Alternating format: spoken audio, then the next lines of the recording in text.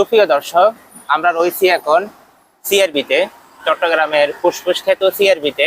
এখানে খুব চমৎকার একটা রেস্টুরেন্ট আছে, কাসপিয়া গার্ডেন। এই রেস্টুরেন্টে খুবই খোলামেলা পরিবেশ। এই রেস্টুরেন্টে বসে আমরা আজকে এই চট্টগ্রামের ঐতিহাসিক স্থান সিআরবি নিয়ে কথা বলবো, আড্ডা দেব। আমার প্রিয় ভাই, বিশিষ্ট আয়কর আইনজীবী, কলামিস্ট রশিদ আহমেদ চৌধুরী বিভিন্ন বিষয় বিশ্লেষণ দিয়ে থাকেন। তিনি পত্র পত্রিকায় কলাম নিয়ে বিভিন্ন বিষয়, সমসাময়িক রাজনীতি নিয়ে কলাম লেখেন এবং তিনি পেশায় একজন স্বনামধন্য একজন আয়কর আইনজীবী। রশিদ ভাই, আপনাকে অসংখ্য ধন্যবাদ আজকে আমাকে সময় দেওয়ার জন্য। ধন্যবাদ। রশিদ ভাই, আপনি জানেন, আপনি এই চট্টগ্রামের মানুষ, এই শহরে আপনি অনেক বছর যাবৎ থাকেন। এই ঐতিহাসিক স্থানে সিআরবি, চট্টগ্রামের ফুসফুস নামক খ্যাত, এই জিনিসটাকে আপনি কিভাবে দেখেন? হঠাৎ অনেকে বলছে যে এই সিআরবিতে নাকি একটি হাসপাতাল বানাবার একবার কথাবার্তা হয়েছিল, যে এখানে নাকি একটি প্রাইভেট কোম্পানির সাথে একবার কথা হয়েছিল একটি হাসপাতাল হবে। এই জিনিসটা আবার কথাবার্তা হচ্ছে। এই যে চট্টগ্রামের ফুসফুস খ্যাত এই সিআরবি কে কিভাবে রক্ষা করা যায়, বা আরো এই সিআরবি কে সৌন্দর্য বৃদ্ধি করার জন্য কি করণীয়? ধন্যবাদ সোহেল ভাই, আপনি অত্যন্ত জনগুরুত্বপূর্ণ একটি প্রশ্ন করেছেন। আমাদের চট্টগ্রামের এই একটি ঐতিহ্যবাহী এলাকা, এটি হেরিটেজ এলাকা, যেটা সমগ্র বাংলাদেশে খুবই পরিচিত।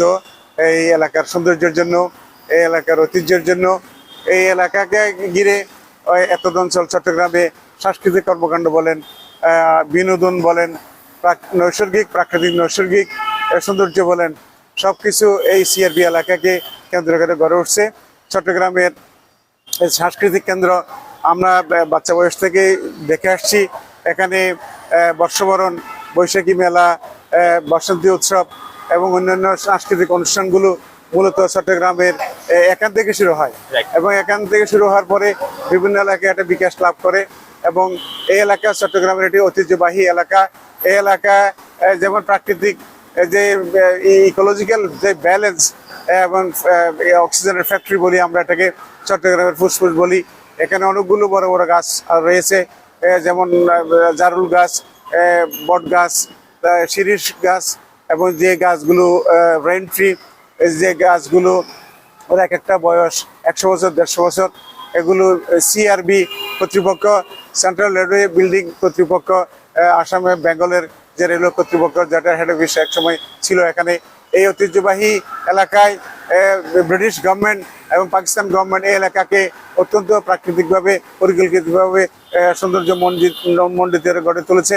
এবং এই এলাকা আমাদের চট্টগ্রামে এর ফুসফুস, প্রাকৃতিক যে ইকোলজিক্যাল যে ব্যালেন্স, এই ব্যালেন্স হিসেবে ইতিমধ্যেই একটা স্বীকৃতি পেয়েছে। প্রয়োজন উপলব্ধি করছি আমরা এই এলাকা যদি আমাদের যে ঐতিহ্যের সাথে জড়িত, আমাদের চট্টগ্রামের 1000 বছরের ঐতিহ্য সংস্কৃতির সাথে জড়িত এই এলাকার ঐতিহ্য, এই এলাকার যে স্বাতন্ত্র্য বৈশিষ্ট্য, প্রাকৃতিক বৈশিষ্ট্য, এখানে মানুষ একটু আনন্দের জন্য আসে, প্রাকৃতিক একটু বিনোদনের জন্য আসে, এবং এই যে উত্তপ্ত জলবায়ু, একটু ঠান্ডা প্রকৃতির নির্মল বাতাস সেবন করার জন্য, এনজয় করার জন্য এলাকায় আসে। এবং আমি আপনার মাধ্যমে শুনে অত্যন্ত মর্মাহত হলাম। এই এলাকার সৌন্দর্য, প্রাকৃতিক সৌন্দর্য থেকে ব্যাহত করে, এই এলাকার যে ঐতিহ্যকে ব্যাহত করে, এখানে যে কর্তৃপক্ষ একটা হাসপাতাল নির্মাণ করার যে পরিকল্পনা প্রণয়ন করেছে, এটা অত্যন্ত দুঃখজনক। হাসপাতাল করার জন্য অনেক জায়গা রয়েছে, সেখানে হাসপাতাল করা যায়। এই এলাকার সৌন্দর্য নষ্ট করে, এলাকার ঐতিহ্য নষ্ট করে হাসপাতাল করতে হবে, এটার প্রয়োজন আমি উপলব্ধি করি না। রশিদ ভাই, এই সিআরবি কে সৌন্দর্য বৃদ্ধি করার জন্য এটা আরো কিভাবে সবুজায়ন করা যায়, আরো বেশি কেন এই সিআরবির প্রাকৃতিক গুরুত্ব বাড়ানো যায়, এটার জন্য আসলে সরকার আরো কি করা উদ্যোগ নেওয়া দরকার, কি করা উচিত? আসলে আমরা বিদেশেও দেখেছি এই সমস্ত প্রাকৃতিক ঐতিহ্য এবং প্রাকৃতিক নৈসর্গিক যে সৌন্দর্যমণ্ডিত যে এলাকাগুলো, অঞ্চলগুলো, এগুলো সরকারের বিভিন্ন পদক্ষেপ এর মাধ্যমে পর্যটন শিল্পকে এটা বিকশিত করা হয়। এবং পর্যটনের বিভিন্ন যে উপাদান, এখানে কটেজ বলেন অথবা খোলা বিভিন্ন সাংস্কৃতিক অনুষ্ঠানের জন্য স্টেজেস বলেন, অথবা এখানে আরও বিভিন্ন প্রজাতির গাছ বৃক্ষরোপণ বলেন, এটাকে আরো কিভাবে আকর্ষণীয় করা যায়, করা যায়। বা এটার পজিশন আরো কিভাবে বৃদ্ধি করা যায়, এবং আনন্দের জন্য, বিনোদনের জন্য, প্রাকৃতিক নৈসর্গিক স্থাপনার জন্য, এখানে ইকোলজিক্যাল ব্যালেন্সের জন্য আরো অনেকভাবে এটা বিশেষজ্ঞ কমিটি দিয়ে, যারা প্রকৃতি বিজ্ঞানী, যারা উদ্ভিদ বিজ্ঞানী, যারা পর্যটন বিশেষজ্ঞ, ওনাদের সমন্বয়ে বিশেষজ্ঞ কমিটি গঠন করে জাতীয় পর্যায়ে সরকার চাইলে এই এলাকাকে আরো গুরুত্বপূর্ণ করতে পারেন, আরো পর্যটনের একটা ইম্পর্টেন্ট এলাকা হিসেবে চিহ্নিত করতে পারেন। অসংখ্য ধন্যবাদ রশিদ ভাই আপনাকে আপনার সুন্দর এবং গুরুত্বপূর্ণ পরামর্শের জন্য। ধন্যবাদ সোহেল ভাই, আপনি চট্টগ্রামের একটি অত্যন্ত গুরুত্বপূর্ণ বিষয়কে সামনে এনেছেন এবং জনমানুষের সামনে এনেছেন, এই জন্য আপনাকে অনেক ধন্যবাদ। ধন্যবাদ।